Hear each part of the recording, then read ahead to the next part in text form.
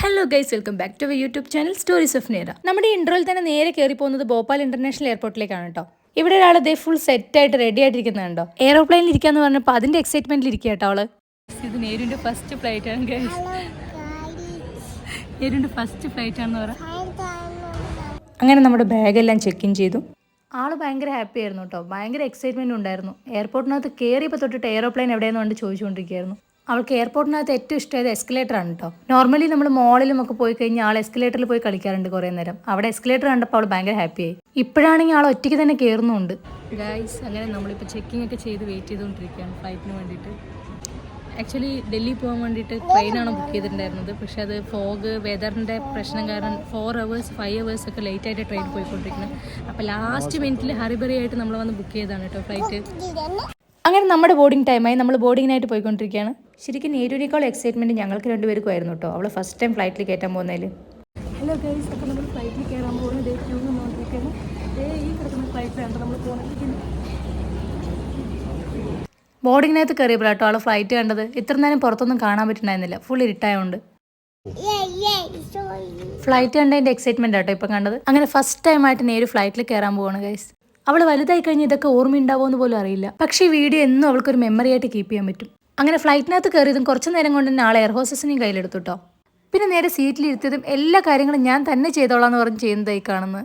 അങ്ങനെ belt കിട്ടിയൊന്ന് seating ആയി കഴിഞ്ഞപ്പോൾ ഈ ഫ്ലൈറ്റ് എന്തേ മുകളിലോട്ട് പറന്നു പോകാത്തതെന്നായി ആളുടെ അടുത്ത ചോദ്യം. അങ്ങനെ നേരിൻ്റെ ഫസ്റ്റ് ഫ്ലൈറ്റാണ്. അങ്ങനെ ഞങ്ങൾ ഫ്ലൈറ്റിനകത്ത് കയറിയിരിക്കുകയാണ്. അതേ ടേക്ക് ഓഫിന് വേണ്ടി വെയിറ്റ് ചെയ്തുകൊണ്ടിരിക്കുകയാണ്.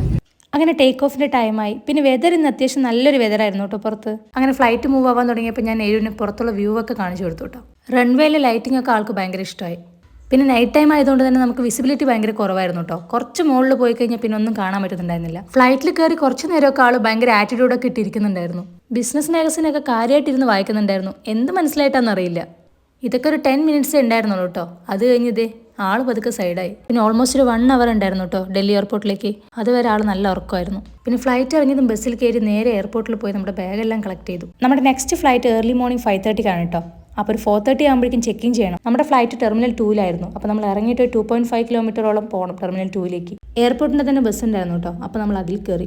ഡൽഹി എയർപോർട്ട് ഇത്രയും വലുതാണെന്ന് എനിക്ക് അറിയാമായിരുന്നെങ്കിലും ഒരു ടെർമിനലിൽ നിന്ന് മറ്റൊരു ടെർമിനലിലേക്ക് പോകാൻ ഇത്ര ഡിസ്റ്റൻസ് ഉണ്ട്, അതിന് ബസ് മാത്രമേ പറ്റുള്ളൂ, അതൊക്കെ എനിക്ക് ഇപ്പോഴാട്ടോ മനസ്സിലായത്. എയർപോർട്ടിനകത്തിരുന്നപ്പോൾ തണുപ്പിൻ്റെ അവസ്ഥയൊന്നും മനസ്സിലായിട്ടുണ്ടായിരുന്നില്ല. പുറത്ത് ഇറങ്ങിക്കഴിഞ്ഞതും ഒരു രക്ഷയില്ല ഗൈസ്. തണുപ്പ് ശരിക്കും മഞ്ഞ് മൂടിക്കിടക്കുന്ന ഒരു അവസ്ഥയിലായിരുന്നു ഡൽഹി. ഹലോ ഗൈസ്, നമ്മളിപ്പോൾ ഡൽഹി എയർപോർട്ടിൽ വെയിറ്റ് ചെയ്തുകൊണ്ടിരിക്കുകയാണ്. ഇപ്പോൾ ഏകദേശം ഒരു 12:30 ഒക്കെ ആയിട്ടുണ്ട് ടൈമിനായിട്ട്. തണുപ്പ് ഇപ്പോൾ ടെമ്പറേച്ചർ വന്നിട്ട് 7 degree 8 degree ആണെന്ന് ടെമ്പറേച്ചർ. തണുപ്പ് എന്ന് പറഞ്ഞാൽ ഭയങ്കര തണുപ്പ് ഗൈസ്. ഇത് തണുപ്പിൻ്റെ എക്സ്പ്രഷനാണ്. ഇതാ കൈയൊക്കെ ഉള്ളിലിട്ട് ഇരിക്കുകയാണ് തണുത്തിട്ട്. ഒരു 5 minutes എയർപോർട്ടിന് പുറത്തിരുന്നൊരവസ്ഥയാണ് നിങ്ങളിപ്പോൾ കണ്ടത്. എയർപോർട്ടിനകത്ത് കയറി കഴിഞ്ഞപ്പോൾ പിന്നെ തണുപ്പെല്ലാം സെറ്റായിട്ടോ. ബോർഡിംഗ് ടൈം ആവുന്നവരെ കുറച്ച് നേരം ഇരുന്ന് എവിടെയെങ്കിലും റെസ്റ്റ് എടുക്കാമെന്ന് വിചാരിച്ചു കഴിഞ്ഞാൽ അതേ ആൾ ഫുൾ കളിയാണ്. നൈറ്റ് 1 മണിക്കിരുന്ന് കളിക്കുന്നതായി കാണുന്നത്. പിന്നെ അന്നത്തെ ഉറക്കമെല്ലാം കണക്കായിരുന്നു കേട്ടോ. പിന്നെ ഫസ്റ്റ് ടൈമാണ് കേട്ടോ ഇങ്ങനൊരു സൺറൈസ് വ്യൂ കിട്ടുന്നത്. നല്ലൊരു കിഡിലൻ വ്യൂ ആയിരുന്നു കേട്ടോ. നമ്മുടെ മൂഡ് തന്നെ ഒന്ന് ഫ്രഷനപ്പായി. പിന്നെ ഹൈദരാബാദിൽ നിന്നുള്ള ഫ്ലൈറ്റിൽ നമുക്ക് കോംപ്ലിമെൻ്ററി ഒക്കെ ഉണ്ടായിരുന്നു കേട്ടോ. മോർണിംഗ് തന്നെ ബ്രേക്ക്ഫാസ്റ്റ് എല്ലാം വന്നിട്ടുണ്ടായിരുന്നു. നേരിന് സെപ്പറേറ്റ് സീറ്റ് ബുക്ക് ചെയ്തുകൊണ്ട് തന്നെ കോംപ്ലിമെൻ്ററി എല്ലാം തന്നെ 3ആയിട്ടാണ് വന്നിട്ടുണ്ടായിരുന്നു കേട്ടോ. വെജ് സാൻഡ്വിച്ച്, റോസ്റ്റഡ് പെപ്പർ ആൾമണ്ട്സ്, പിന്നെ റിയൽ ജ്യൂസിൻ്റെ ഒരു പാക്കറ്റ്, പിന്നെ അതെ ഈ ഡേറ്റ്സ് ആൻഡ് നട്ട്സ് ബാർ. ഇത് ശരിക്കും നല്ലൊരു ടേസ്റ്റ് ആയിരുന്നു കേട്ടോ. ഒരുപാട് സ്വീറ്റും അല്ല, നല്ല ടേസ്റ്റ് ഉണ്ടായിരുന്നു കഴിക്കാൻ. നമ്മൾ ഓൾമോസ്റ്റ് ഒരു 9:30 ആകുമ്പോഴേക്കും ഹൈദരാബാദ് റീച്ച് ആയിട്ടോ. അതുകൊണ്ട് നേരെ എയർപോർട്ട് എത്തിയിട്ട് ബ്രേക്ക്ഫാസ്റ്റ് കഴിച്ചത്. പിന്നെ ഉച്ചയ്ക്ക് 2 മണിക്കാട്ടോ നമ്മുടെ നെക്സ്റ്റ് ഫ്ലൈറ്റ്. നമ്മുടെ റിയൽ ഡെസ്റ്റിനേഷനിലേക്കുള്ള ഫ്ലൈറ്റ് അതാണ് കേട്ടോ.